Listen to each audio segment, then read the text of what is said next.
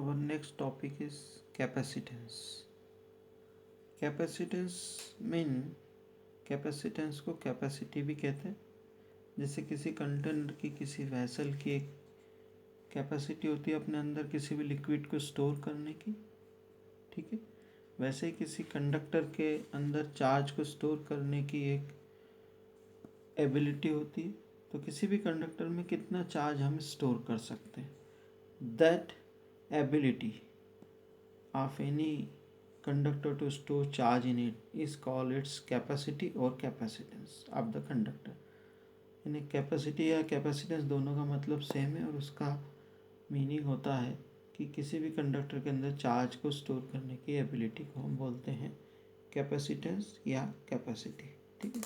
अब जैसे जैसे हम कंडक्टर को चार्ज देते हैं उसका पोटेंशियल इंक्रीज होता जाता है, ठीक है। The potential of conductor increases as the amount of charge on the conductor increases। मान लीजिए किसी भी कंडक्टर को Q चार्ज देने से उसका पोटेंशियल V से बढ़ जाता है, तो that is Q charge proportional to V।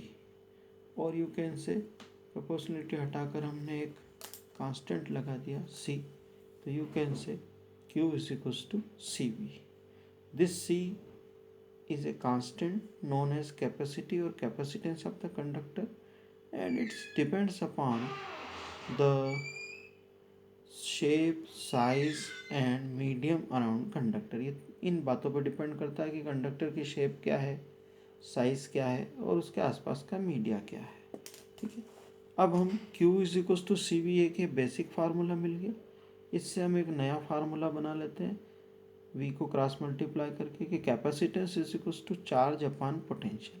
ये एक हमारे पास बेसिक फार्मूला हो गया इस चैप्टर का कैपेसिटेंस का, कि किसी भी कंडक्टर की कैपेसिटी या कैपेसिटेंस होता है कितना चार्ज दिया उसका कितना पोटेंशियल बढ़ा, क्योंकि हमने शुरू में ही बोल दिया कि पोटेंशियल इंक्रीज होता है जैसे जैसे चार्ज इंक्रीज होता है। तो किसी भी कंडक्टर को चार्ज देंगे तो उसका पोटेंशियल बढ़ेगा, कितना चार्ज दिया डिवाइडेड बाय कितना पोटेंशियल इंक्रीज हुआ, इस रेशियो को बोलते हैं कैपेसिटेंस, ठीक है।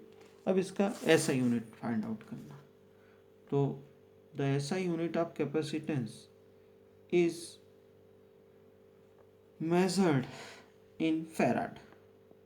Farad FARAD farad.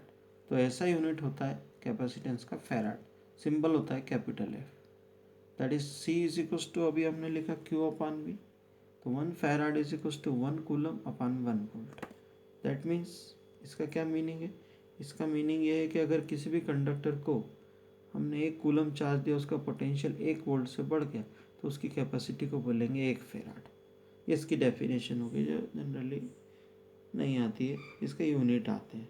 अब ऐसा यूनिट कैपेसिटेंस का लिखा फेराड, CGS यूनिट होता है स्टार्ट फेराड। तो 1 stat farad is equals to 1 stat coulomb upon 1 stat volt.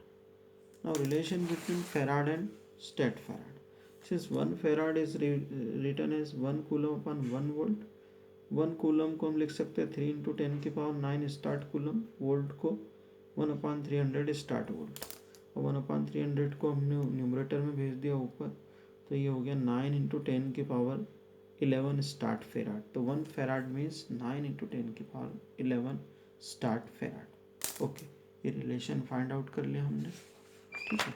इसके बाद इसका डायमेंशनल फार्मूला देखिए, डायमेंशनल फार्मूला बहुत ईजी है, C is equals to Q upon V। तो Q का चार्ज का रख दें, वोल्ट का रख दें, पोटेंशियल का। तो चार्ज का डायमेंशनल फार्मूला होता है कूलम अपॉन वोल्ट का जूल पर कूलम। तो ये नीचे का कूलम के पावर -1 ऊपर गया तो कूलम स्क्वायर अपॉन जूल। अब कूलम स्क्वायर अपॉन जूल ये दोनों वैल्यू रख दीजिए आप, यहाँ से डायमेंशनल फार्मूला। कूलम का स्क्वायर, एक कूलम होता है A × T, तो कूलम का स्क्वायर है AT का स्क्वायर डिवाइडेड बाय जूल मतलब वर्क ml² T-2। इसको सिंप्लीफाई किया तो ये आया m की power -1 L -2 T4A²। This is the dimensional formula of coulomb capacitance, ठीक। Now capacitance of spherical isolated conductor. अब एक स्फेरिकल आइसोलेटेड कंडक्टर है, यानी कंडक्टर का शेप स्फेरिकल है और आइसोलेटेड है, मतलब वो उसका किसी से कोई कांटेक्ट नहीं है। ऐसे कंडक्टर की कैपेसिटी का फार्मूला डेरिव करना कभी कभी पूछा जाता है। ठीक है, suppose a conduct spherical conductor given plus q charge, ठीक है, which is distributed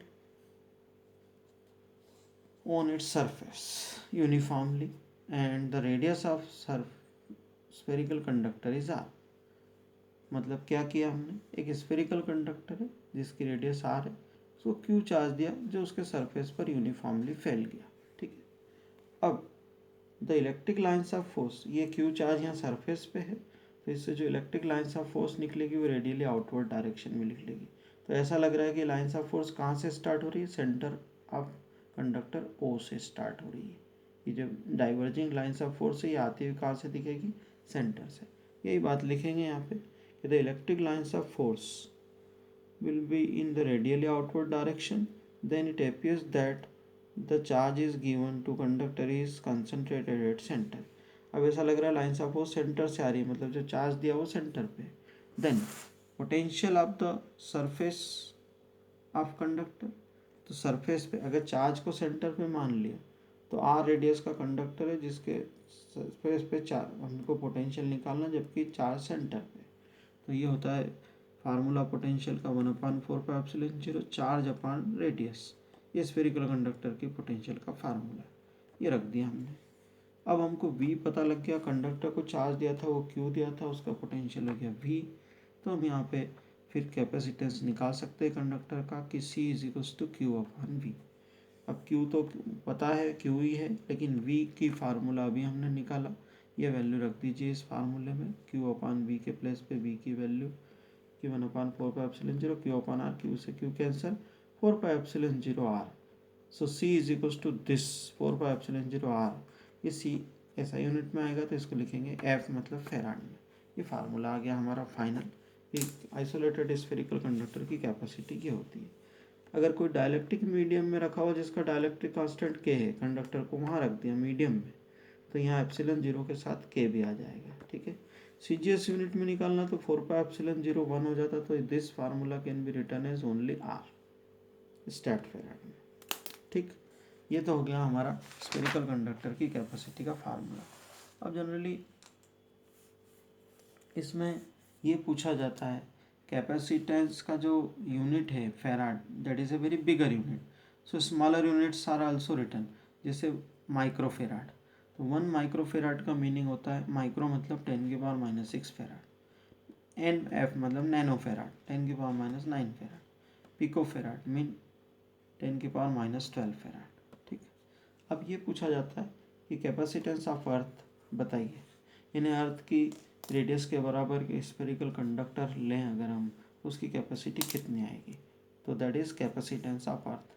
तो अर्थ की रेडियस कितनी है, 6400 किलोमीटर, इसको मीटर में बदल लेंगे